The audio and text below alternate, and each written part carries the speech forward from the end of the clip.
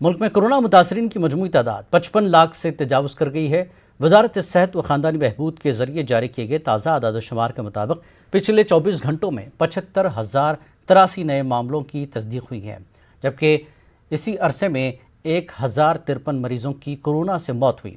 جاری کردہ اعداد و شمار کے مطابق ملک میں کورونا کے 9,75,861 ایکٹیو معاملے ہیں، جبکہ 44,97,878 افراد کورونا کو مات دے کر صحت یاب ہو چکے ہیں۔ وہیں اموات کی مجموعی تعداد 88,935 ہو گئی ہے۔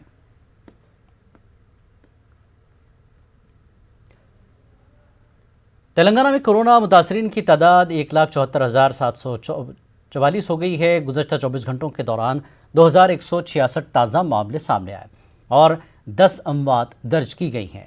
ریاست میں کورونا سے 1,44,073 افراد صحت یاب ہو چکے ہیں اور 1,052 افراد کی کورونا سے موت ہوئی۔ تلنگانہ میں ابھی بھی 29,649 افراد زیر علاج ہیں۔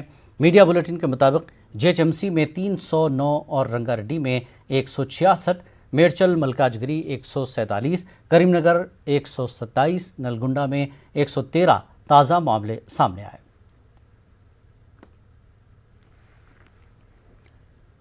حیدرآباد کے گاندھی اسپتال کے آؤٹ سورسنگ سٹاف اور کانٹریکٹ ملازمین نے خدمات کا بائیکاٹ کرتے ہوئے ایک مرتبہ پھر احتجاج کیا۔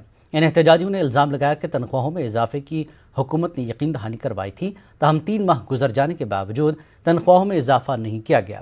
انہوں نے میڈیا سے بات کرتے ہوئے مطالبہ کیا کہ تنخواہوں میں اضافے کے ساتھ ساتھ کورونا اسپیشل الاؤنس فوری جاری کیا جائے۔